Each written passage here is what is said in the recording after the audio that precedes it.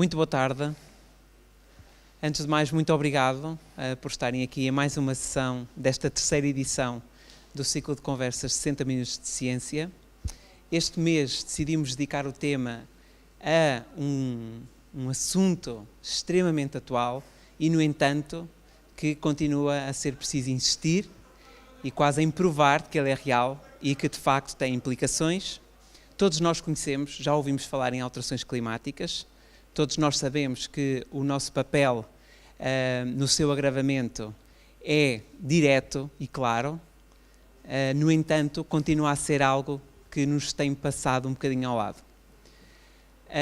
Para nos falar sobre esta grande temática com uma questão muito pertinente, que eu passo a citar, as alterações climáticas vão ser importantes a partir de quando? Nós temos connosco o professor Ricardo Trigo, é um professor associado aqui da Faculdade de Ciências da Universidade de Lisboa e é o coordenador do grupo de Climatologia e Alterações Climáticas do Instituto Dom Luís, do IDL, e trabalha precisamente a análise das alterações climáticas no sul da Europa. E, claro, também a caracterização daquilo a que nós chamamos dos fenómenos extremos climáticos, como é o caso das secas, que nós temos vindo a atravessar até há muito pouco tempo, as inundações, as ondas de calor, tudo aquilo que nós sentimos e que, se calhar, aqui neste público, as pessoas associam às alterações climáticas, mas a grande parte da sociedade ainda não associa uma coisa à outra e o seu impacto. Por essa razão, temos aqui então um especialista na área e vou passar o microfone. Muito bem-vindo. Obrigado pela apresentação. Então, como foi dito, a ideia é muito difícil fazer uma apresentação destas com um público que varia entre pessoas que sabem muito do assunto, como eu vejo algumas caras de colegas e de ex-alunos, até pessoas que eventualmente têm uma formação bastante menor nestas temáticas. De qualquer das formas, ouvimos falar muito de alterações climáticas, mas não é evidente até que ponto é que elas já são relevantes ou a partir de quando é que serão relevantes. E, na verdade, a primeira parte daquilo que eu vos quero mostrar é que há aspectos fundamentais das alterações climáticas que já estão a ocorrer e já são mensuráveis através de variáveis muito simples como estas, peço desculpa por estar em inglês, mas a cobertura de gelo na zona do Ártico, o nível médio do mar, a temperatura média do ar e também a energia total do sistema climático, maioritariamente incorporado nos oceanos.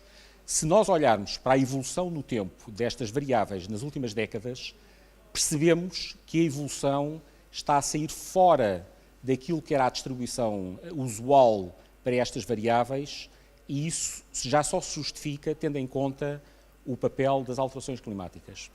Vou começar por aquilo que se passa na zona dos polos, nomeadamente no Ártico, onde vemos um forte declínio da área coberta pelo gelo, aqui neste caso no fim da estação de verão, e para termos uma ideia, a média no início dos anos 80 está aqui representada a vermelho, no final dos anos 90 já está mais reduzida e em 2012 corresponde a um mínimo da extensão do gelo, este mínimo aqui, vocês já veem este gelo muito mais reduzido.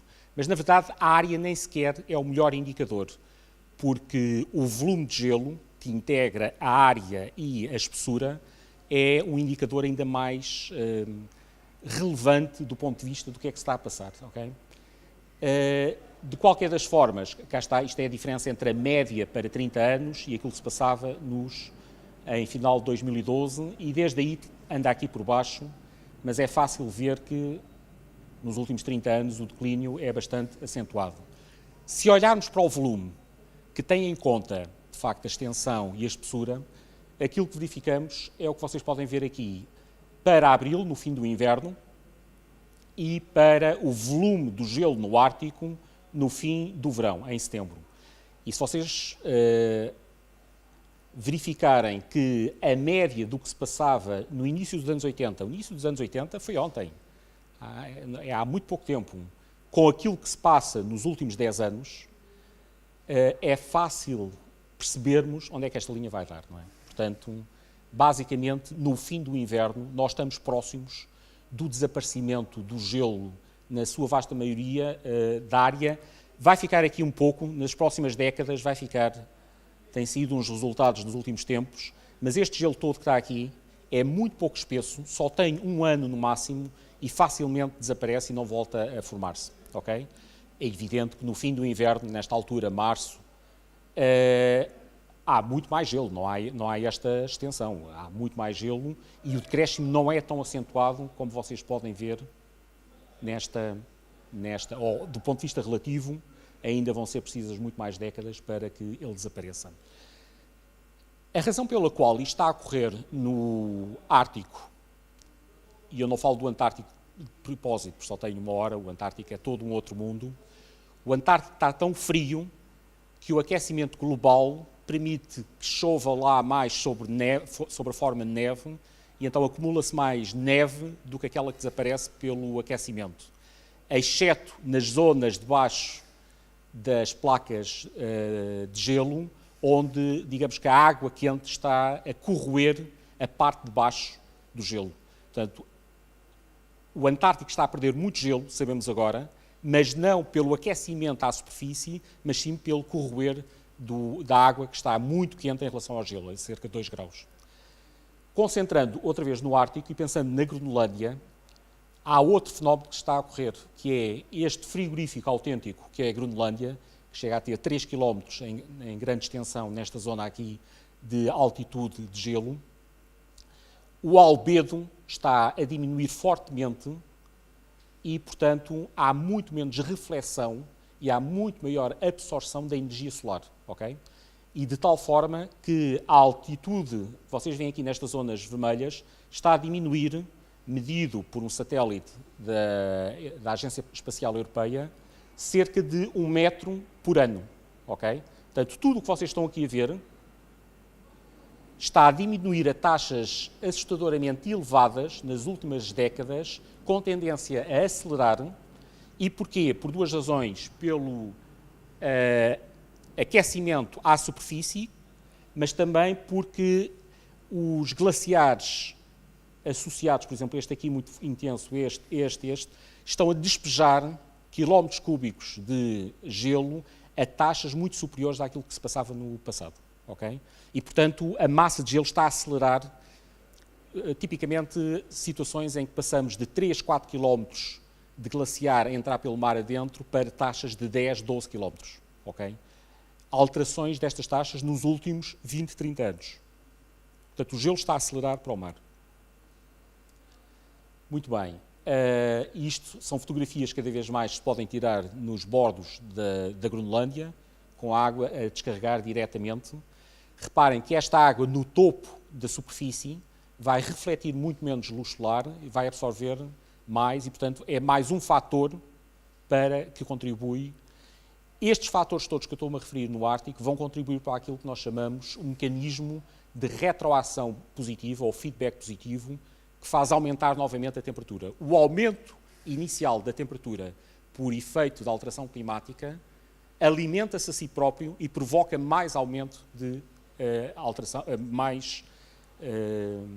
aumento de temperatura nas décadas subsequentes. Como consequência, uma das principais consequências é o aumento do nível médio do mar. Se nós olharmos para os últimos 30 anos, os satélites mostram-nos uma progressão bastante elevada, de cerca de 3 milímetros por ano, e se nós formos às décadas anteriores, vemos que há aqui uma aceleração, há uma diferença substancial. Estes dados aqui são obtidos sem ser por satélite, e há um acelerar do processo e pensa-se que nas próximas décadas, eventualmente, ainda suba mais. No entanto, é preciso ter a noção da escala deste aumento. Nós aqui estamos a falar de cerca de 20 centímetros em 100 anos. Quando nós pensamos à escala dos últimos milénios, para termos uma ideia, há cerca de 20 mil anos, no fim da última idade glaciar, o nível médio do mar estava cerca de 120 metros abaixo do que está agora. E toda esta subida daqui, para o período interglaciar, com temperaturas mais elevadas, no qual a humanidade se expandiu, foi um processo natural e não foi, digamos que, provocado essencialmente por a ação antropogénica. Muito bem. Como é que tem subido a temperatura nas últimas décadas? Tem subido a estas taxas que vocês estão aqui a ver por... isto é o valor integrado. Às vezes aparece por década, neste caso é o valor integrado. Portanto, nestes 110, 112 anos, praticamente toda a Terra apresenta um aquecimento superior nos continentes. Reparem, estes valores mais elevados nos continentes relativamente aos oceanos. Passa-se uma coisa interessante. Todo aquele gelo que está a derreter da Groenlândia e aquele gelo que está a desaparecer da parte flutuante no Ártico contribui para esta zona aqui, onde a temperatura, em vez de subir, está a descer. Se olharem para o globo todo, a única zona onde temos um arrefecimento significativo no último século é precisamente ao sul da Groenlândia. Tem várias razões, mas uma delas é o incremento desta água fresca que sobrevém do desaparecimento do gelo na Groenlândia. Também tem a ver com a alteração da corrente do Golfo, que é uma corrente que leva água quente daqui cá para cima e que está a diminuir a sua intensidade. Como é que isto implica a variação da temperatura nos últimos 140 anos? Se nós considerarmos entre janeiro e dezembro e pegarmos nas temperaturas de toda a Terra, superfície e oceanos, e pusermos cores consoante as décadas, portanto, os azuis para o final do século XIX e os vermelhos para o início do século XXI, verificamos nestes dados da NASA que os invernos têm vindo paulatinamente a ser mais quentes e os verões, é de notar que esta forma desta figura tem a ver com a forma como ela é construída, em que se tira a média para muitos anos, a cada valor do mês. E, portanto, o que é que acontece? Como o ciclo sazonal da temperatura é dominado pelo hemisfério norte, temos este valor da temperatura positiva aqui no hemisfério norte, no nosso verão, e negativo no nosso inverno. E temos esta variação, reparem, a subir paulatinamente de valores em todas as estações do ano, de valores mais baixos para valores mais elevados. E de tal forma, isto não tinha que ser assim. Porque é que as cores têm que estar a acertar com a evolução no tempo? Não teriam. Só têm porque, de facto, ao longo destes 130 e tal anos, passámos temperaturas mais baixas para temperaturas mais elevadas. E, na verdade, 2016 foi o recorde dos recordes. Se vocês virem, janeiro, fevereiro, por aí fora, todos estes meses foram recordes absolutos para a sua série temporal. E 2017 não está tão elevado como 2016, mas fica aqui a meio. Os 3 anos com os valores mais elevados dos últimos 140 anos foram 2014, 15, 16, 17. Depende da maneira como se contabiliza, mas os 4 últimos anos, os 16 anos mais quentes de sempre foram desde o início do século XXI.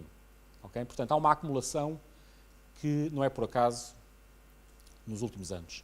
Isso pode-se ver bem aqui neste gráfico que apareceu muito na imprensa o ano passado, feitos por colegas de Reading, e onde vocês veem para todos os meses do ano, para os limites de 1,5 grau, 2 graus, que são aqueles limites que são falados no protocolo, no Acordo de Paris, vocês veem também num código de cores as temperaturas paulatinamente a saírem de dentro desta espiral para fora. E, portanto, o que está a acontecer é que, à medida que os anos passam, todos os meses verificam temperaturas cada vez mais elevadas, de uma forma que nas últimas décadas é quase monotónica, saindo, e nos últimos 3, 4 anos começamos a aproximar perigosamente do valor limite, que é cerca de 1,5 grau ou 2 graus, depende da maneira como... Portanto, começamos a responder àquela questão inicial de que sim, as alterações climáticas já se notam. Mas é também necessário ter em conta que as alterações climáticas podem ser particularmente importantes do ponto de vista dos extremos. Mais importante do que estes valores médios que eu mostrei anteriormente é perceber o que é que se passa com os extremos. Se vocês pensarem na distribuição da temperatura, que é tipicamente dada por uma gaussiana, o aumento da temperatura média traduz o valor daqui passar para aqui. Mas isso é um mau indicador do que é que vai acontecer à frequência dos extremos. E aquilo que era antes uma baixa frequência para eventos muito quentes e uma baixa frequência para eventos muito frios, num clima novo, passa aqui, por exemplo, de 3, 4, 5% a ser um acontecimento que acontece 20% das vezes. Okay? E, portanto, uma onda de calor com muito maior probabilidade. Isto se a distribuição simplesmente mover-se para a direita. Se mantivermos a média, mas houver uma alteração da variância, isso também é uma alteração climática significativa. Poderia haver mais extremos quentes e frios. Mas aquilo que se verifica mais é este tipo de situação, ou este tipo de situação, em que muda a média para valores mais elevados e muda a variância, acontecendo extremos com maior frequência. Reparem que neste gráfico de baixo, a probabilidade de termos situações muito quentes ainda é superior à que se verifica com o simples shiftar para a direita da distribuição. E, na verdade, quando pegamos nos dados observados, mais uma vez com dados da NASA, aquilo que se pode ver para o hemisfério norte no verão e o inverno no hemisfério norte, utilizando um código de cores, uma vez mais, para esta cor estamos na década de 50 e para esta cor estamos já no início do século XXI, e estamos aqui a utilizar todos os dados sobre continentes do hemisfério norte no verão e no inverno. E o que é que vocês veem? Que as anomalias desses dados, que estavam centradas naturalmente em torno do zero, portanto, tirando a média, vão mudando para a direita. No caso do verão, mais de acordo com esta distribuição teórica, no caso do inverno, mais de acordo com esta. Okay? Portanto, nos últimos 60, 70 anos, as temperaturas que nós observamos já estão a sofrer estas alterações. A probabilidade de vocês terem aqui uma anomalia de 2 graus é muito superior, estão a ver, nos últimos anos, é dada por esta área toda, quando em 61, 71 era dada aqui por esta área muito pequena. Portanto, temos muito maior probabilidade de ter ondas de calor nesta altura, no verão, do que há 50, 60 anos. Porquê aquele aumento espetacular da temperatura na região do Ártico? Vocês veem aqui, agora a cores é alteração em graus Celsius por década. O que está a vermelho significa cada década 1 grau a mais. O que está aqui nesta cor, 0,3 graus por década. Portanto, quando temos dados para 35 anos, isto significa, e aqui estou a mostrar inverno, primavera, verão, outono, aqui está o Equador e aqui está o Polo Norte. E o que é que nós verificamos? Todas as cores são de aquecimento, mas em particular, junto ao polo e junto à superfície, o aquecimento é muito superior àquele que se verifica nas latitudes médias ou nas latitudes baixas.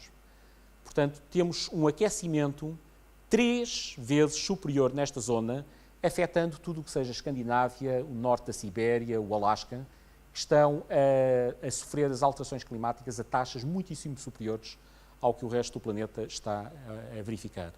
Isso deve-se, como eu já tinha dito atrás, à importância destes feedbacks climáticos. O principal dos quais é precisamente o desaparecimento do gelo nesta zona do Polo Norte, de notar que durante o inverno é verdade que não há luz solar e, portanto, estar gelo ou não estar, do ponto de vista deste efeito de albedo, é irrelevante, mas durante o verão, a insolação nesta zona pode ser superior à que temos em Portugal. Porquê? Apesar do ângulo do Sol ser mais baixo, tem Sol todo o dia. Quando somamos a insolação do dia todo, é um fator muito elevado. Estar lá gelo ou não estar significa ter uma reflexão fortíssima, caso a neve seja recente, uma reflexão forte, caso tenhamos já gelo, e uma reflexão fraquíssima, uma absorção quase total, se tivermos o oceano bastante negro. Portanto, aqui a tendência vai ser para aquecer muito mais rapidamente do que aqui. E é por isso que este gelo, no fim do verão, está a desaparecer em grande medida. Já sobre a Groenlândia, lembram-se daquelas taxas de declínio da altitude do gelo nesta zona? Aquele mapa está a mostrar a variação do albedo sobre a superfície gelada da Groenlândia para estes 10 anos. E o que nós verificamos é um decréscimo acentuado que está aqui integrado. Portanto, vocês têm um decréscimo entre valores em ordem dos 0,75 para valores da ordem dos 0,7. Há várias razões para isto acontecer. Uma delas é a formação de vastas piscinas em cima do gelo, mas também a poluição provinda das zonas industriais e dos incêndios florestais, que quando cai sobre as zonas com gelo, fica a fuligem que, à medida que o gelo vai derretendo, a fuligem não desaparece e vai-se concentrando na camada inicial. Vocês imaginem que isto está coberto de gelo e que cada ano desaparece 1 metro de gelo em cima. Agora imaginem que todos os anos é depositado fuligem e poluição. Imaginem, ao fim de 10 anos, desapareceram 10 metros de espessura de gelo, para simplificar, mas toda a fuligem que lá estava ficou acumulada no fim, não desapareceu. E, portanto, cada vez está mais negro em baixo. Não é só isto, há mais razões, mas estas são as principais. Outro mecanismo essencial, motor de tudo isto, é a acumulação de CO2 na atmosfera. Como sabem, o CO2 recentemente chegou a 400 partes por milhão. O CO2 é muito bem medido desde 1958 no Havaí, onde estava próximo dos 320, atingiu 400. Tem este ciclo sazonal que tem a ver com o efeito da vegetação no hemisfério norte. Portanto, quando temos a vegetação a crescer no hemisfério norte, o CO2 decresce, portanto, primavera, verão, e depois no inverno volta a subir. Ok?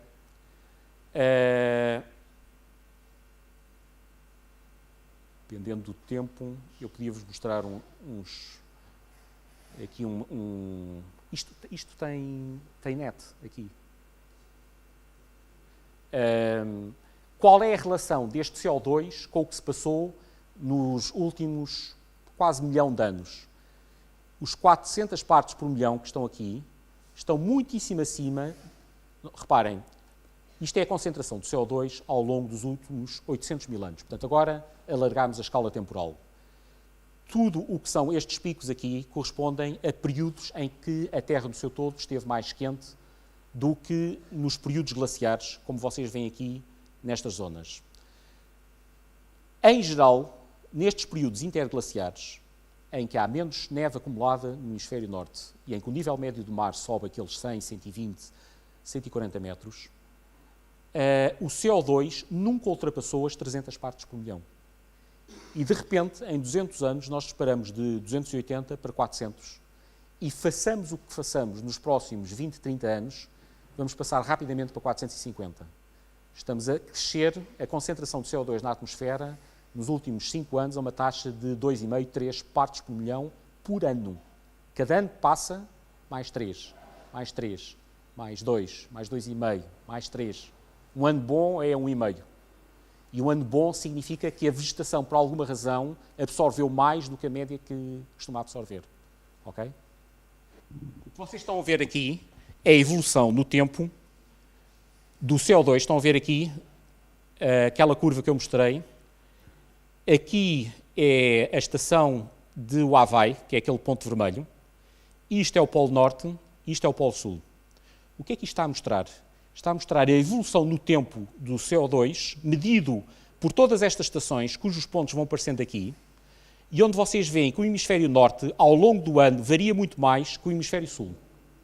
Isto tem a ver com o impacto do ciclo sazonal, que é muito forte no hemisfério norte. O ponto azul que vocês estão aqui a ver corresponde à medição no Polo Sul, que está com um ciclo sazonal muito menor e em contraciclo do que se passa no hemisfério norte.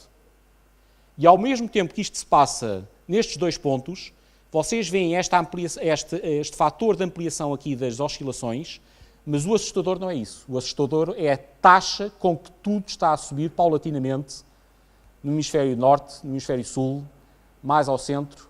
À medida que os anos passam, vamos agora aqui em 2010, isto está-se a aproximar de 380 e depois vai acabar, não chega aos 400. Mas vocês fazem a olhómetro e podem imaginar onde é que aquilo vai estar em 2020, 2030. Vamos continuar paulatinamente a crescer nestes valores, ok? Estamos a aproximar dos 400, estamos a aproximar aqui do presente, 2014, já não sei quando é que isto acaba, mas é irrelevante desse ponto de vista. Pronto, janeiro de 2014, 398. Agora vamos em 405, mais ou menos. Ok? E agora vamos puxar isto no tempo e vamos ver esta curva muito bem medida com precisão no Havaí, desde 1958, e agora vamos pôr isto em perspectiva a uma escala climática mais longa, medida com menos precisão a partir de isótopos tirados dos gelos da Groenlândia e do... Há de estar aqui, de onde é que foi tirado. Ok?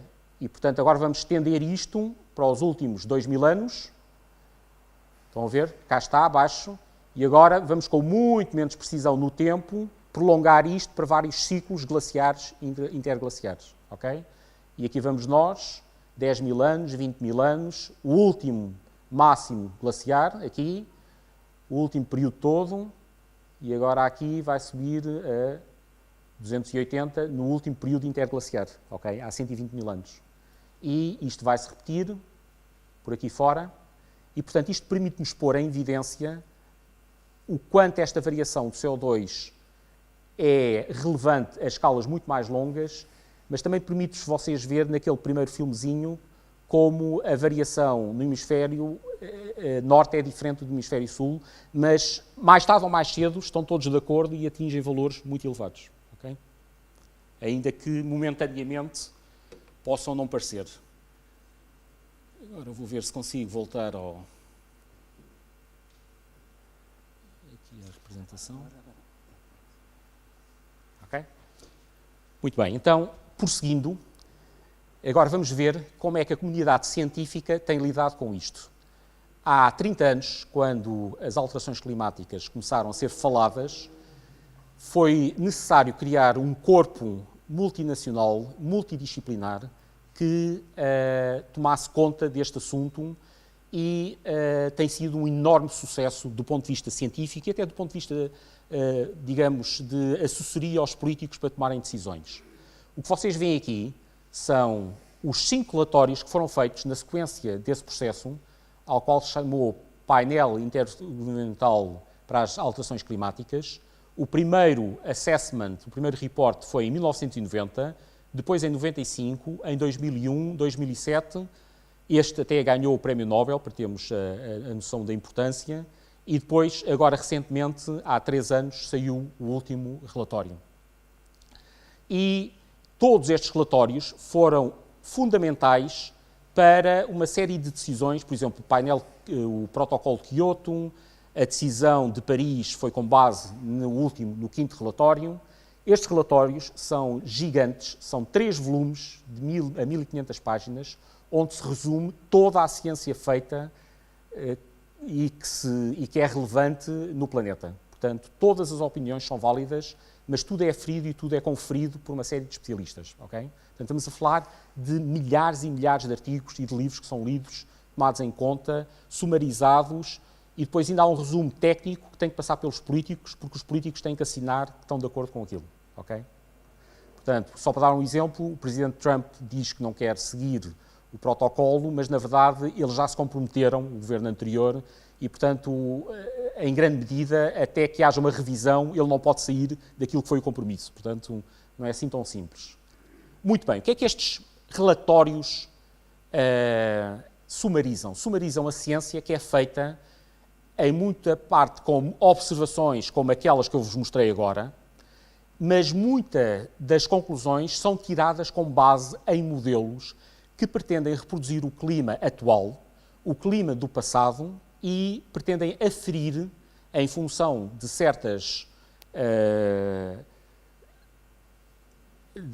cenários de alterações climáticas que têm a ver com o modelo económico que nós vamos seguir, aquilo que vai acontecer nas próximas décadas. Na verdade, esses modelos têm imensas fraquezas e é preciso estar consciente dessas fraquezas. Eu vou só mostrar por alto isto. Estou-vos a fazer um resumo que demoraria 8 aulas numa cadeira de mestrado. Portanto, é muito difícil. No tal primeiro reporte, há 20 e tal anos, os modelos físico-matemáticos tinham uma resolução espacial de 500 km. Nos outros, passados uns anos, já só 250. Aqui aumentou para 180, 110 e, portanto, apesar de estarem a melhorar bastante, ainda são resoluções que não são perfeitas. Mas mais importante que isso, a física e a química incluído e os processos eram extremamente simples. Quando eu fiz o doutoramento, foi quando se passou deste primeiro tipo para este segundo tipo, em que os oceanos passaram a ter maior relevância e onde, além de termos em conta os gases de efeito de estufa, também se tinha em conta a outra componente da poluição, que são os aerossóis. Os aerossóis são extremamente importantes, têm um tempo de vida muito mais reduzido que os gases de efeito de estufa, que aguentam décadas e décadas na atmosfera. Muitas vezes, ao fim de poucas semanas, os aerossóis desaparecem, mas não eram sequer tidos em conta. Okay? Isto foi, na altura, a meio dos anos 90, foi o grande salto. Atualmente, já incorporam muito mais química, muito mais fatores. Eu tenho aqui uma descrição onde vocês podem ver, por exemplo, os aerossóis foram introduzidos a meio dos anos 90, o ciclo do carbono depois no início do século XXI, a dinâmica da vegetação. A vegetação não existia há 30 anos. Depois era sempre constante. Depois passou a ter um ciclo e só agora, mais recentemente, é que tanto a vegetação como a química começam a interatuar com a atmosfera e com os oceanos. Ou seja, a atmosfera altera, isso provoca alterações no gelo e na vegetação, que por sua vez têm que ser tidas em conta pela própria atmosfera. Só os modelos dos últimos 10 anos é que começam a integrar toda essa parafernália de processos químicos, físicos e biológicos. Portanto, há mais por onde melhorar, mas aquilo que se fez nos últimos 30 anos foi espetacular. E chamo-vos a atenção que em aspectos centrais, nomeadamente do incremento do CO2, da temperatura e do nível médio do mar, muitos dos resultados obtidos com estes modelos, que computacionalmente são milhões de vezes mais complicados do que estes, os resultados não são assim tão diferentes. Ok? Bem, eu tive a pensar 5 minutos se punha este slide ou não, depende muito mas este slide é central. Eu vou só tentar simplificar muito a ideia, começando aqui por baixo. Ok? Para não assustar. O que estamos aqui a ver é de que forma é que os vários poluentes que contribuem para as alterações climáticas, nomeadamente o CO2, o metano, os CFCs, contribuem de forma positiva ou negativa para o aumento do forçamento radiativo relativamente àquilo que é usual na atmosfera. E vocês podem ver que esse forçamento radiativo, só para terem uma ideia, a quantidade de energia solar que chega cá abaixo à nossa superfície, em média, já descontando o ciclo diário, o ciclo anual, são cerca de 240 watts por metro quadrado. Okay? Cada metro quadrado recebe o equivalente a um aquecedor de 240 watts. Nós estamos a alterar, por via do efeito estufa antropogénico, acrescentando cerca de 2,5 watts por metro quadrado em relação àquilo que seria o forçamento radiativo sem esta componente antropogénica. Como é que isso tem evoluído nos últimos 50 anos? Desta forma. Em 1950, esse forçamento era cerca de meio watt por metro quadrado. Nos anos 80, no início, cerca de 1,5 watt, e agora estamos nos 2,5 watts. Ok? Portanto, isto é para ter uma ideia. Quase tudo provém do CO2 e dos outros gases de efeito de estufa. Os aerossóis tendem a arrefecer, mas nós sabemos muitíssimo menos sobre os aerossóis e sobre as nuvens que são induzidas pelos aerossóis do que o que sabemos pelos gases de efeito de estufa. Okay? Portanto, resumindo, o efeito de aquecimento provém essencialmente dos gases de efeito de estufa cujas moléculas têm longa duração na atmosfera e há um conjunto de outros fatores que têm importância, nomeadamente as nuvens, os aerossóis, que nós não dominamos tão bem.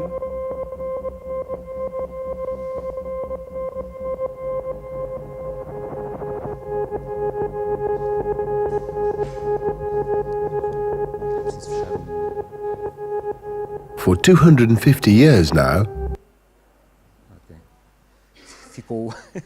Tinha ficado a correr o vídeo lá atrás. Bem, então como é que nós mostramos, de uma forma relativamente simples, que estes modelos são capazes de reproduzir o clima? aquilo que eu vos vou mostrar aqui é só, com base no último relatório, a evolução da temperatura à superfície nos últimos 100 e tal anos, tendo em conta a rosa os fatores naturais. E o que é que são os fatores naturais? A variação da insolação e os vulcões, em particular, e a azul os modelos, desculpem, aqui a azul é os modelos com forçamento natural, portanto, vulcões e sol, e a rosa os modelos que incorporam os fatores naturais e os fatores antropogénicos, que aqui são essencialmente os gases de efeito estufa. Se vocês olharem para a linha a negro, que corresponde às observações, nós verificamos que a temperatura subiu depois manteve-se, depois subiu muito. E não conseguimos reproduzir esta evolução da temperatura com os modelos que só têm em conta os efeitos naturais. Só com aqueles que têm os efeitos naturais e antropogénicos é que conseguimos reproduzir a evolução da temperatura. Isto para a temperatura média à superfície, aqui para os oceanos e a temperatura média, e aqui ainda mais importante para o conteúdo em calor dos oceanos. Na verdade, a esmagadora maioria da energia a mais que o efeito de estufa antropogénico está a impor ao sistema climático está a ser armazenado nos oceanos e não na atmosfera. Desse ponto de vista, aquela variável com que os mídias se preocupam muito, que é a temperatura média global, não é a melhor variável para fazer a aferição das alterações climáticas. A melhor é claramente o conteúdo de energia dos oceanos. Só que nos últimos 50 anos, praticamente só nos últimos 10, 15, é que temos medições em toda a coluna de água dos oceanos que nos permitem aferir com qualidade este aumento aqui. Este aumento a negro, ou estes vários, na verdade são várias observações, deviam ter ali uma gama de erro, e a gama de erro é muito elevada aqui, muitíssimo elevada, e é muito menor aqui. Okay? Portanto, nós sabemos que está a aumentar, mas sabemos só com precisão nas últimas 2 décadas. Okay?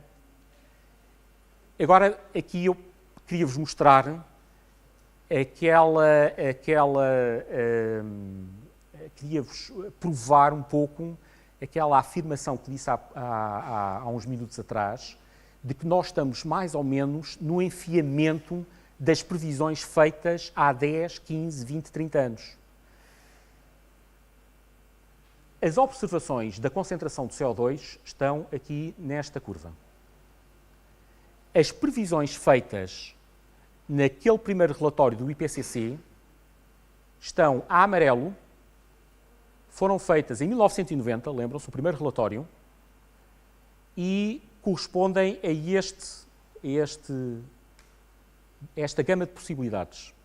As feitas no segundo relatório estão a verde e a gama de possibilidades está aqui. As feitas no terceiro relatório estão aqui, e as várias possibilidades. E se nós pusséssemos o quinto relatório, também andaria aqui. Portanto, o que é que nós verificamos?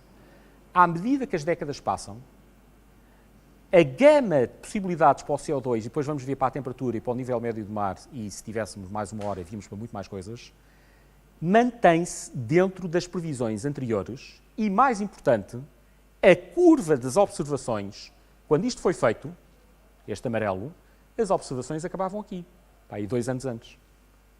Quando isto foi feito, as observações acabavam 2 anos antes.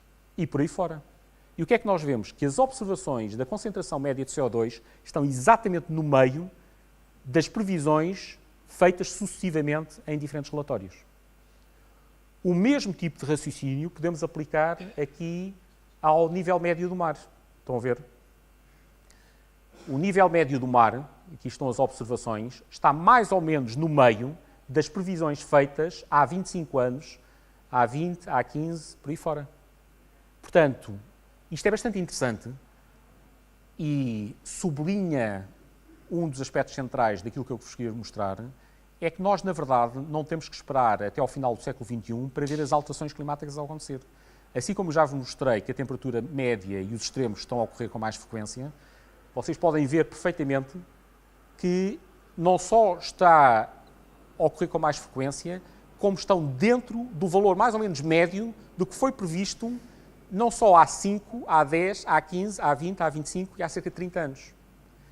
Até podíamos ir mais longe. O primeiro paper, o primeiro artigo onde se fala em alterações climáticas de uma forma substancial, é um artigo na Science, em 1981, aqui, e vocês podiam pôr aqui a previsão e estamos no meio.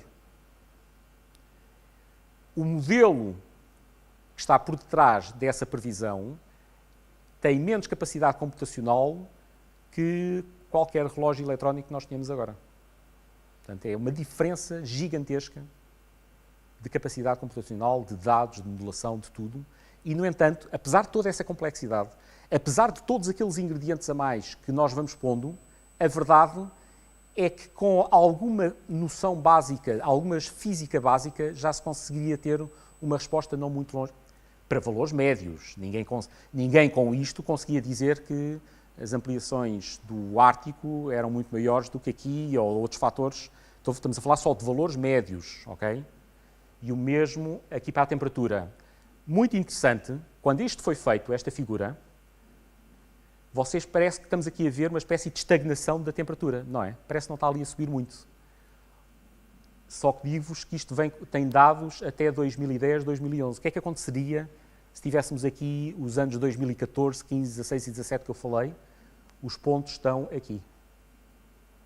E, portanto, aquela curva viria não só para cima, como ficaria recentrada, uma vez mais, a meio de muitos dos cenários de alterações climáticas. Portanto, em resumo, nós neste momento estamos mais ou menos na zona central dos cenários de alterações climáticas produzidas há 30 ou 20 anos. E se não alterarmos significativamente nas próximas, não é décadas, é na próxima década, a intensidade das emissões de CO2 e de outros gases de efeito de estufa, vamos continuar alegremente por aqui.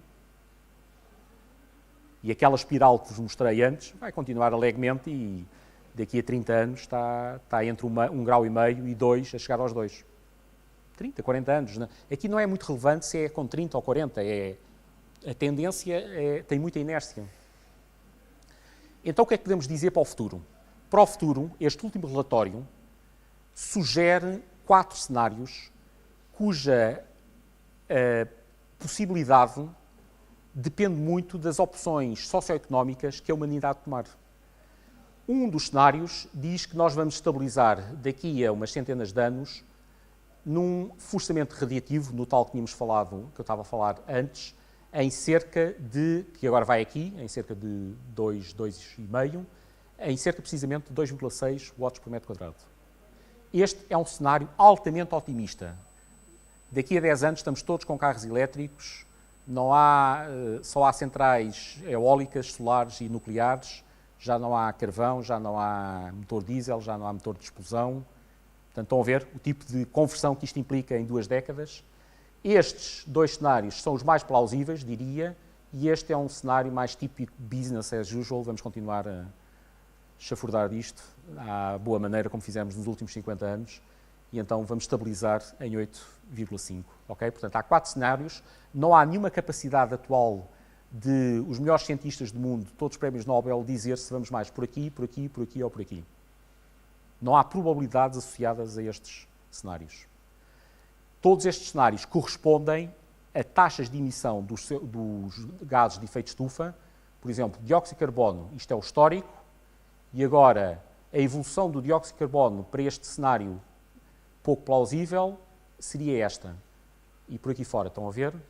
Aqui para o metano, o óxido nitroso, e aqui a boa notícia é o que conseguimos fazer com os CFCs, aqueles compostos que deram cabo da camada de ozono, onde depois de uma reunião há 30 anos se tomou a decisão de os tirar do mercado e, de facto, conseguiu-se parar e eles estão agora a começar a descer a sua...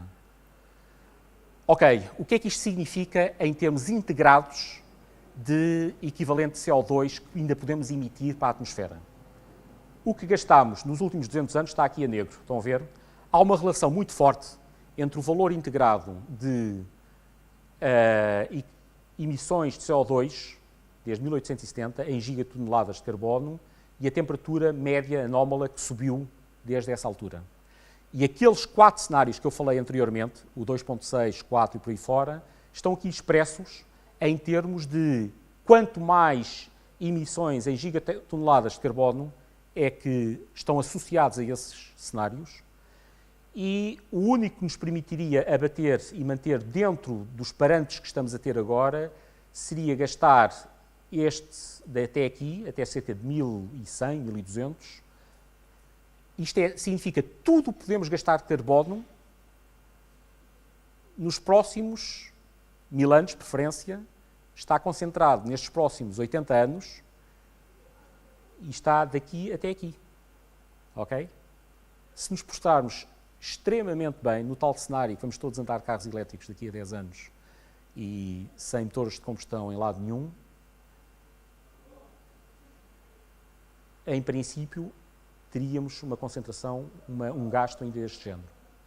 Porque estas capacidades de mudar têm que ocorrer primeiramente na Europa, Estados Unidos, Japão, e depois é que não se vai conseguir que agora em África e na Índia passem de repente para carros elétricos num abrir e fechar de olhos. Portanto, há lags temporais em tudo isto e há gastos que vão ocorrer claramente. Eu estava a dizer até aqui, mas não é.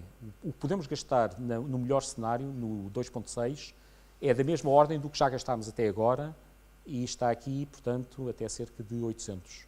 Estes são os outros, o segundo cenário, o terceiro e o quarto. Ok? Só um lamiré do tipo de cenários que isso implica em termos de temperatura e em termos de extensão do gelo.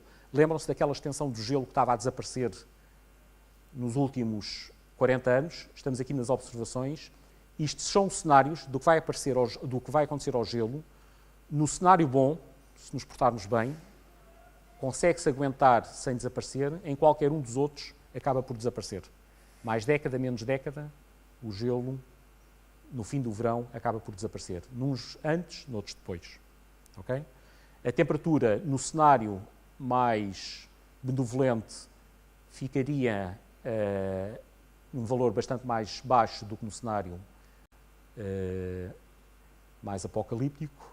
E, fator importantíssimo, o pH do oceano, que tem vindo a descer de forma já muito mensurável e que tem consequências importantíssimas para a vida animal, corais e animais de casca dura. No cenário bom, mantém-se cá em baixo, claramente a um valor abaixo do que já está lá em cima, e no cenário pior é extremamente nefasto. Okay? Duas chamadas de atenção para aquilo que se passa no Mediterrâneo. Isto são alterações da temperatura no cenário melhor e este no cenário pior. Isto são alterações da precipitação.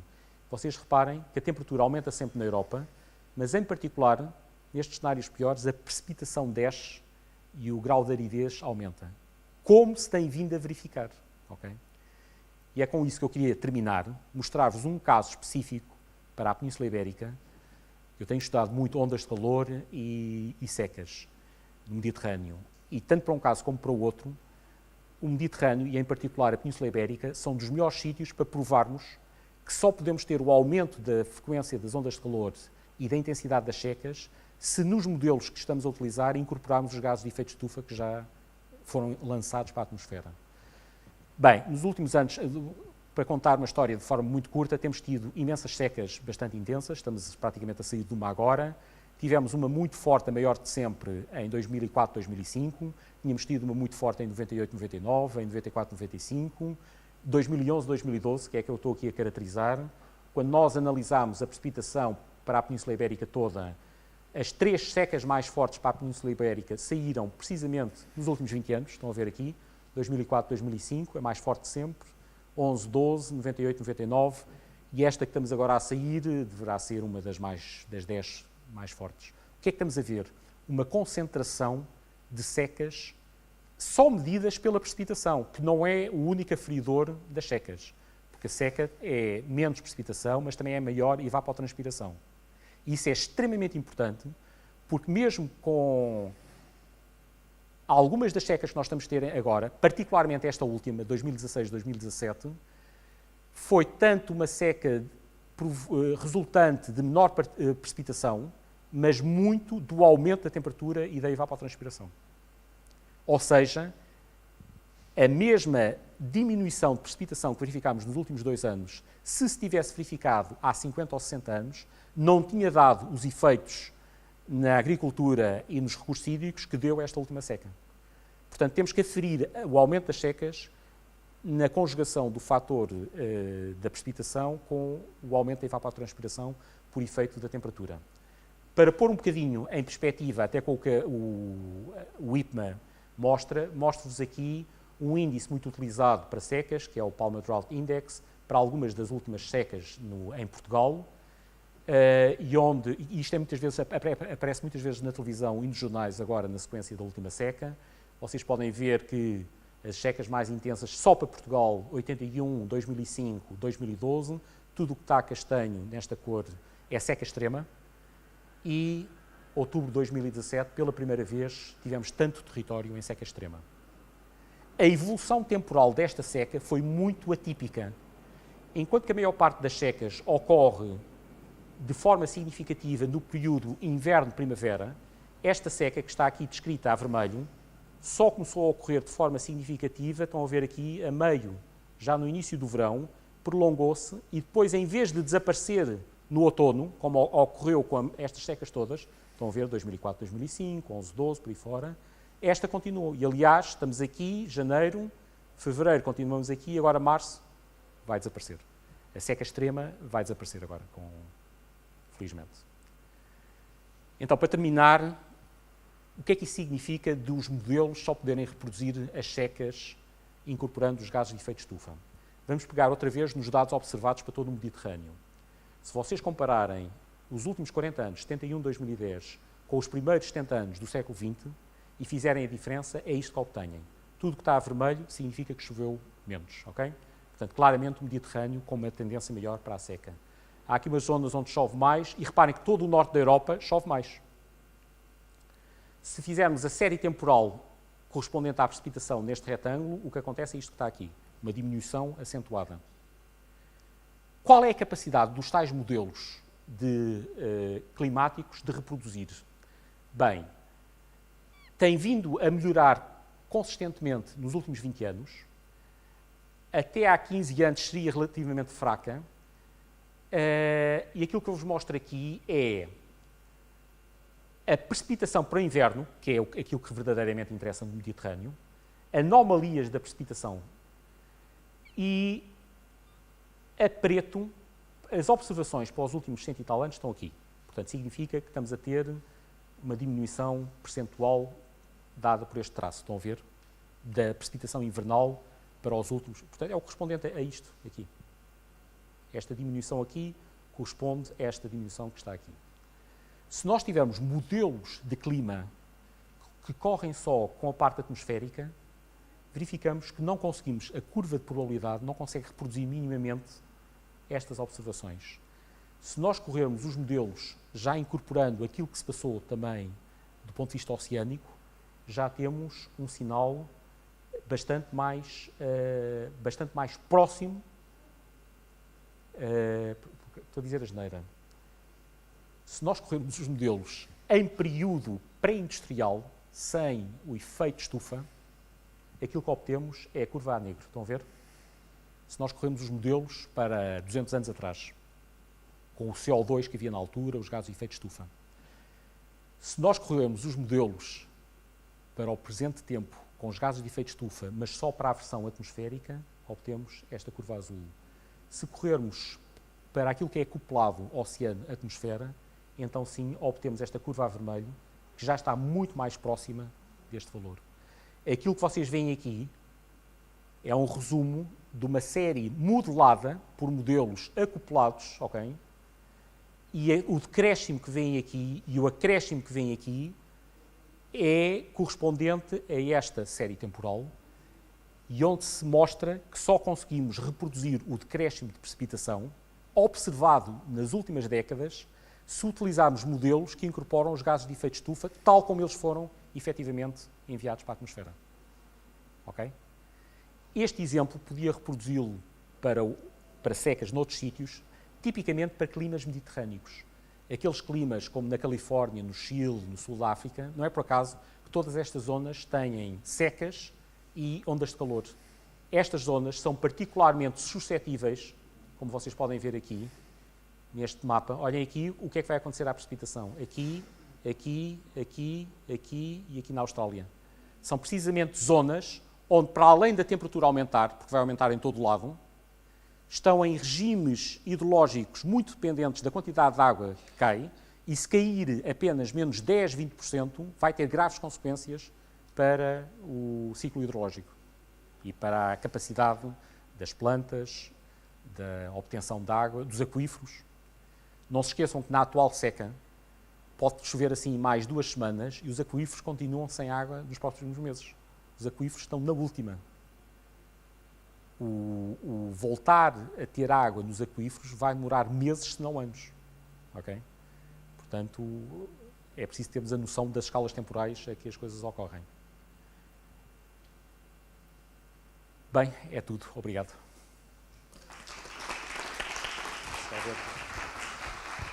Muito obrigado. Obrigado, professor. Aproveitamos esta oportunidade para colocar algumas questões. Ninguém Peço tem desculpa por ter falado tanto. É difícil falar pouco nestas.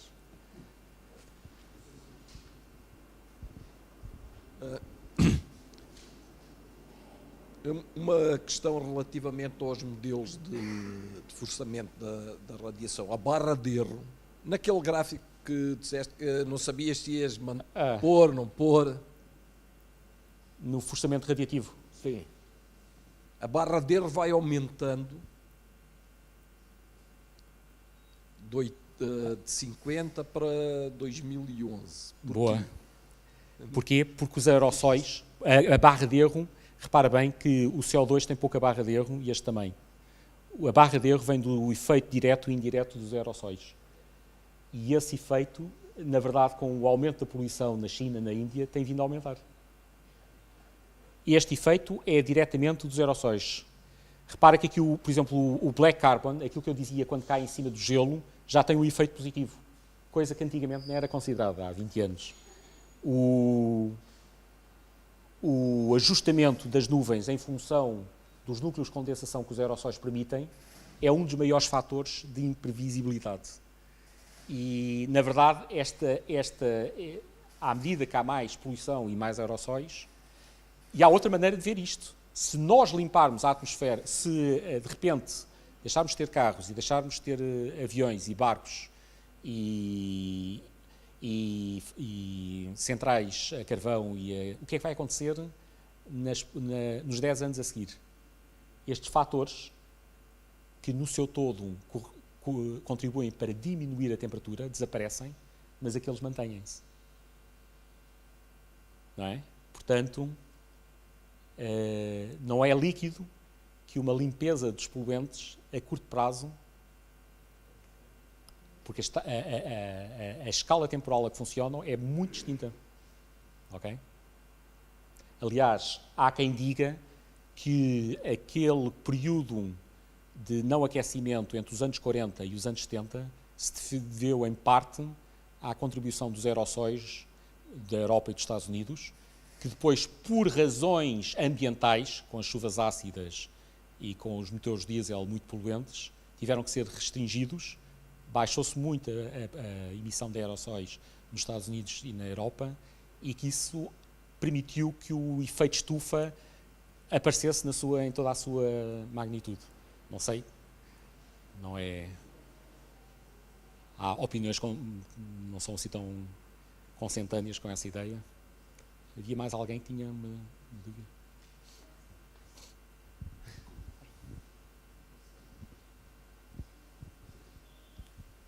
Eu não sei se percebi bem, mas disse que para nós cumprirmos o RCP 2.6, nós ainda podemos queimar tudo aquilo que já queimamos, ou seja, uma quantidade igual de combustíveis fósseis aproximadamente à igual. que já queimamos? Sim.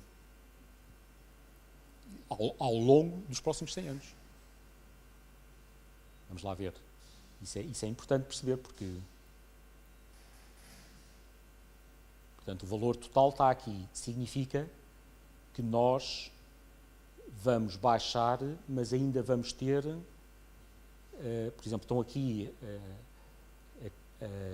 partes por milhão do CO2, estamos aqui nos 400, mesmo nesse cenário, dada o peso enorme dos países em desenvolvimento, China, Índia, África, América do Sul, vamos subir até 450, 500 e só depois é que vamos descer paulatinamente.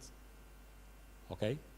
Portanto, ainda vai haver emissões, mesmo nesse mundo perfeito, ainda vai haver emissões que correspondem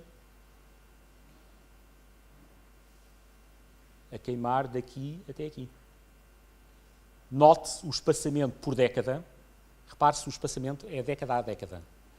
As primeiras décadas, no final do século XX, no final do século XIX, início do século XX, são muito mais próximas. Portanto, quando é que isto disparatou de vez? 70, 80, 90, 2000, 2010. Esta taxa vai se manter, mesmo no melhor dos mundos. Repare-se aqui, estão a ver, 2020, 30, 40, só aqui é que começa a diminuir consideravelmente. Portanto, neste mundo perfeito, entre aspas, mesmo assim, grande parte vai-se queimar até 2050 e depois fica muito pouco para o fim. Estamos a falar de tudo que se pode queimar. Ok? Mais alguma questão? Duas?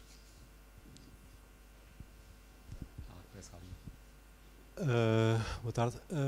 Estes modelos climáticos, até que ponto é que incorporam os efeitos exógenos, a nível de radiação solar e toda a outra contribuição? Tudo também tem esses ciclos, os ciclos tudo. orbitais, tem tudo isso englobado? Tem. Os ciclos orbitais, a esta escala, não são relevantes, mas são relevantes à escala, se nós passarmos a falar de escalas de centenas de milhares de anos, começam a ser importantes, e à escala de dezenas de milhares de anos são absolutamente cruciais.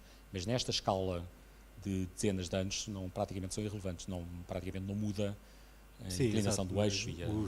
Mas o ciclo solar... Os ciclos solares, esses têm relativa influência e estão também englobados nestes ciclos. Claro.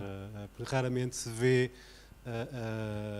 nestas comunicações, ou poucas vezes se vê, daquilo que eu tenho acompanhado, o impacto dos vários ciclos solares, ou até na larga escala dos ciclos de orbitais e tudo mais. Olha aqui, está aqui. Alterações na irradiância do Sol. A importância, compare isto com o CO2. O ciclo solar é quase irrelevante para aquilo que está a acontecer neste momento. Na verdade, a intensidade dos máximos solares nos últimos 40 anos desceu. Se olhar para as manchas solares, nos últimos picos, tem vindo a baixar. A pouca contribuição do Sol nos últimos 40 anos é contrária ao aquecimento. É um ligeiro arrefecimento. Já no início, não. No início do século XX, aumentou a intensidade solar e pensa-se que parte daquele crescimento de temperatura aqui, daqui para aqui, pensa-se que o Sol teve uma contribuição com alguma relevância. Ok?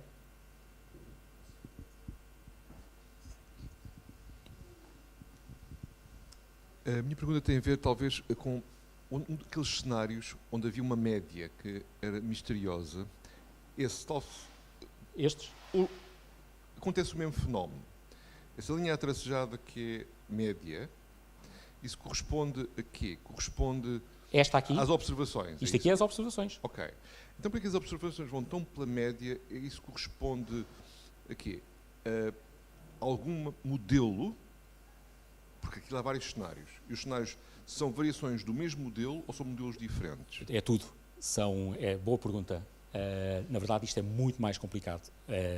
À medida que os anos... Aqui podíamos ter 5 modelos, aqui 10, aqui 15, aqui 20 e agora 25. O número de modelos tem vindo a aumentar. O número de cenários é tipicamente 4, 5, à volta disso. Como se está aqui a ver, por exemplo, neste assessment feito há 15 anos, havia 4 cenários, na verdade. Portanto, esta gama de variabilidade está a escamotear, que está a ter em conta vários modelos e vários cenários dentro de cada modelo. A variação dos parâmetros em cada um dos vários modelos. Exatamente. Okay. E, portanto, é interessante, desse ponto de vista, verificar que as observações caem no meio de uma média aproximada dos modelos e dos cenários. Não há coincidência nenhuma. Significa que nem fomos pelo cenário mais por baixo, nem pelo mais elevado, e que os modelos em média são bastante razoáveis. Em média. Há melhores. Ali o meu colega Emanuel poderá explicar melhor, mas há modelos, nós podemos avaliar os modelos um a um e perceber para as diferentes variáveis quais são os melhores, o que leva a que em alguns estudos, por exemplo, eu estou muito interessado em olhar para incêndios florestais na Península Ibérica, por exemplo. E os meus colegas aqui da Faculdade de Ciências fizeram um estudo muito bem feito, vários colegas, de quais é que são os melhores modelos à escala regional. Não é isto, estes são modelos globais. Modelos aqui para uma escala funcionam com as grids espaciais muito mais reduzidas, e eles avaliaram 30 modelos. Desses 30 modelos avaliados para a Península Ibérica, verificaram que 10 são particularmente bons a reproduzir a temperatura, a precipitação, o ciclo anual, o ciclo diário, por aí fora. Como essas variáveis, eu sei, porque eu faço modelos de risco de incêndio, são absolutamente cruciais. A temperatura, os valores elevados de temperatura, a precipitação que cai no inverno.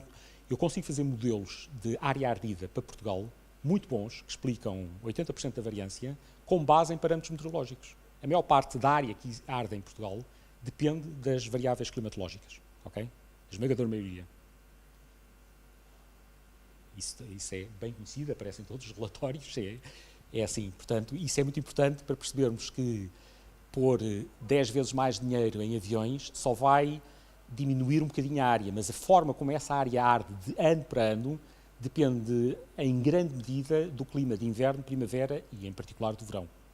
E é fácil fazer modelos de regressão, qualquer aluno do terceiro ano faz, juntando meia dúzia de variáveis, fazendo umas análises razoáveis, e, portanto, eu, com base nessas variáveis, consigo perceber, reproduzir as áreas ardidas nos últimos 30 anos e ter um outlook do que vai acontecer para o futuro. Já o fizemos. Só com a componente das variáveis meteorológicas. É evidente que aquilo que vai arder nos próximos anos depende de muitas coisas, que não é só a meteorologia. Em particular, depende da área que ardeu o ano passado e dos últimos 2 anos. Eu garanto que não vai arder nada daquilo que ardeu, e até há muitos... Os incêndios foram tão devastadores em 2017 que há muitas áreas in between que não vão arder porque simplesmente há falta de continuidade de combustível. Mas voltando aos modelos, se eu tenho 30 modelos e só 10 é que reproduzem bem as variáveis que me interessam para reproduzir as áreas ardidas, para que é que eu vou usar os 20 modelos que são maus na zona que me interessa? Não vou. Portanto, nós fizemos essas outlooks de áreas ardidas ou de outras variáveis, mortalidade, ondas de calor, utilizando os modelos que eu sei taxativamente que são os melhores num período de demonstração. O que é que acontece? Porque é que há alunos que são melhores? Porque os alemães fazem um modelo, os ingleses fazem um, os holandeses fazem um, e esses modelos tipicamente estão tuned, estão a funcionar melhor para a área deles. Portanto, nada garante que sejam particularmente bons para a Península Ibérica. Esta ideia de tirar e pôr modelos tem os seus perigos, portanto é preciso ser feita às claras. Porque estes mapas que nós apresentamos no fim, eu também podia chegar aqui e dizer agora só vou utilizar os melhores modelos. E há quem faça isso. Mas tem que ser muito explícito, tem que se dizer isto é feito com todos, isto é feito só com os melhores, e os melhores aferidos assim, para esta variável aqui. Okay? Pode-se fazer, tem interesse, mas é preciso estar explícito. Tem alguns problemas associados. Ok? Só uma curiosidade. Quando aumentou muito a janela temporal com o dióxido de carbono, portanto, haviam ciclos, não é? E sabe-se o que é que acontecia ao gelo no Ártico nessa altura, sabe, e às temperaturas muito e bem. tudo isso também iam aumentando? Muito bem. O gelo, em particular, sabe-se muito bem, porque há capacidade de reproduzir essas séries com grande qualidade. E nunca esteve nos níveis que está agora?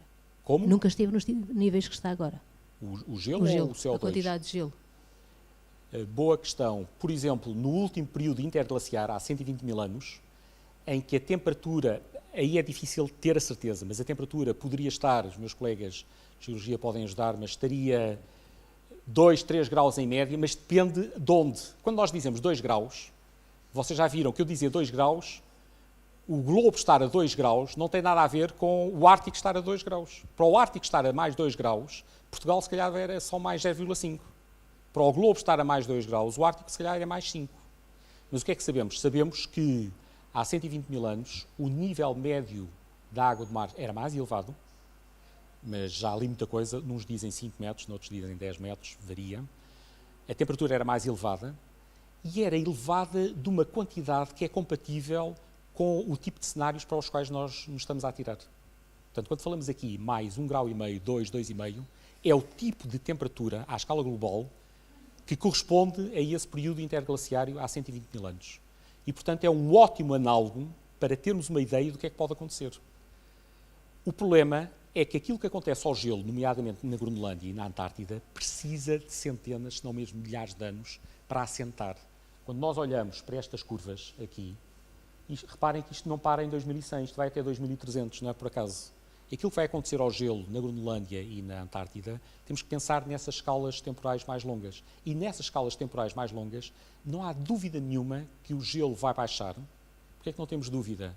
Porque, em particular, há 120 mil anos, na última idade interglaciar, a esmagadora maioria do gelo da Groenlândia desapareceu. Havia muitíssimo pouco, havia uns restícios de gelo, porque se consegue contabilizar. Portanto, fazendo perfurações, consegue-se contabilizar e a grande parte do gelo que está lá caiu durante a última idade de gelo e agora no Holocénico. Okay? Ricardo, só uma pergunta rápida. Onde é que está o zero da escala da temperatura? Ou seja, teremos já subido 1 grau, 0,8, 1,2, 1,3. Como tudo nestas coisas, depende tudo dos períodos de comparação. Tipicamente, fala-se, para efeitos de alteração dos gases de efeito de estufa e deste forçamento radiativo, costuma-se pôr o início em 1750, uma espécie de início do período industrial. Para efeitos de aferição de temperatura, com grande certeza, 1880.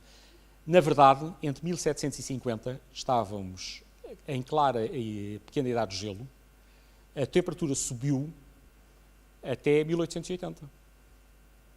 E, portanto, é preciso ter algum cuidado com esses zeros. Na verdade, é melhor aferir a partir do momento para o qual temos um conjunto de medições capazes de providenciar a comparação. Mas a verdade é que nós, para Portugal, eu tenho séries de 1815 para 1830 e para Londres e França temos, e Escandinávia, e há sítios que começam há 300 anos. Portanto, há sítios onde podemos aferir isso com... E sabemos perfeitamente que entre 1600 e 1750, que incorpora aquele mínimo de Maunder da atividade solar e depois o mínimo de Dalton, em 1800, 820, a temperatura era claramente inferior. Também dependente, não só, isto para responder a quem estava preocupado com a... Nós sabemos exatamente como é que era a atividade solar dos últimos 400 anos, desde que há observações quase diárias, desde Galileu, ok? E também sabemos a incorporação do fator vulcânico, ok? Portanto, isso é tudo. E cada vez mais é fundamental e bastante interessante reproduzir o clima daquilo que aconteceu nessas décadas e nesses séculos para trás, porque temos capacidade de reproduzir o clima com observações, com documentos históricos e com proxies naturais, dendrocronologia, os gelos, pólen. Temos histórias muito bem contadas, em particular na Europa, e, portanto, é de fundamental importância que estes mesmos modelos climáticos reproduzam o clima do que aconteceu há 200, 300, eventualmente 2000 anos, para os quais temos muito menos informação, antes de confiarmos na sua capacidade de prever o clima futuro. E essa capacidade, de facto, tem vindo a aumentar de forma espetacular nos últimos anos. Okay? Muito bem. Mais uma pergunta? Não? Pronto, então... sim. Uma última pergunta. Desta área, mas estou a fazer uma pergunta a mim próprio.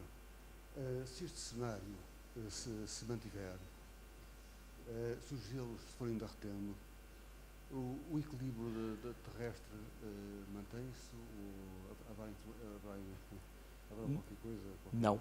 É esta escala que estamos a falar. Se continuarmos e formos para aqueles cenários mais gravosos, o equilíbrio não se mantém e não chega. Olhamos para 2300, temos que ir até bastante mais tarde, Porque, dou-lhe só um exemplo. Na Antártida, neste momento, cientistas que há 10 anos achavam que não vale a pena ser alarmista, estão eles próprios assustados, porque só nos últimos 10 anos é que temos robôs que andam por debaixo das placas de gelo na interface oceano, gelo, terra, e percebemos que há água do oceano que está a entrar para dentro da plataforma antártica e que já começou a corroer o gelo de uma forma que não tem possibilidade de voltar atrás. O que é que isso significa? Que grande parte dessa calote vai desaparecer e vai ser substituída por água, e isso vai implicar um aumento do nível médio do mar, e há certas zonas da Antártida que aquilo que eles já chamam subida do nível do mar garantida a estas escalas de 200, 300, 400 anos. Já temos cerca de 2, 3 e rapidamente a passar para 5, 7 metros. Se toda para termos uma ideia, se toda a Groenlândia derreter, são 7 metros de água. Se toda a Antártida derreter, são 49. Portanto, nós estamos a falar, se for derreter 10% da Antártida, do volume de gelo da Antártida, estamos a falar de mais 5 metros. E é dessa ordem que já se sabe que está mais ou menos committed. Mas as escalas temporais muito longas. Qual é o problema? O problema é que quando este processo começa, nós podemos voltar à idade da pedra, que ele continua. Nós podemos parar todas as fábricas, todas as emissões, mas só com o CO2 e os gases de efeito de estufa que já existem na atmosfera e que também estão a ser incorporados no oceano e algum na vegetação, nós sabemos que claramente vai haver um derretimento dessa componente. Okay? Muito obrigado. Portanto, desse ponto de vista, não há estabilidade. Como não houve no passado. A Terra passou de períodos glaciares para períodos interglaciares de forma natural, só por fatores de radiação e fatores e feedbacks do CO2, e o que o homem está a fazer é acelerar esse processo. Mas digamos que a Terra, o historial da Terra, é de muito pouca estabilidade. São do eixo da Terra também capaz de... Exatamente, todos esses ciclos da excentricidade da órbita, da inclinação tudo isso influencia as escalas de dezenas de milhares de anos. O que nós estamos a fazer é provocar alterações que têm implicações da mesma ordem de magnitude em termos de temperatura, 3, 4, 5 graus, que seria a diferença média entre a temperatura no pico da idade glaciar e da idade interglaciar. E nós estamos a fazer isso, em vez de ser à escala de dezenas de milhares de anos, estamos a fazer isso em 200, 300, 400 anos. Ok? Queria só perguntar assim, uma coisa muito concreta em relação à Torre de Belém, que de antes estava toda rodeada de água, e nós sabemos que há não sei há quanto tempo, mas não sei se há um século, devia ser mais, que a água vinha quase até aos Jerónimos. E o que eu ia, e agora retrocedeu bastante. Portanto, o que eu queria buscar saber é qual é a probabilidade de, com a subida do nível do mar e, portanto, do nível dos rios, como é que isso poderia repercutir, eventualmente, precisamente nesse local aí em Belém, a Torre de Belém e os Jerónimos? Bem, a razão pela qual estava longe da costa e agora não está, tem muito pouco a ver com as alterações climáticas. É essencialmente uma alteração feita por aterros de acrescento sucessivo naquela zona. Portanto, os Jerónimos davam para o mar e ao longo dos séculos foi-se acrescentando, aliás, como na Baixa. A Baixa não era assim, também há. O nível médio subiu cerca de 20 centímetros, aqui se varia de zona, nos últimos 100 anos à volta de 20 centímetros, mas naturalmente se esta taxa de aumento do nível médio do mar continuar a subir, os próximos 20 centímetros não vão demorar 100 anos, mas vão demorar menos. E a zona da Torre de Belém, com mais 20, 30 centímetros em 50 anos, por exemplo, começa a fazer moça, não é?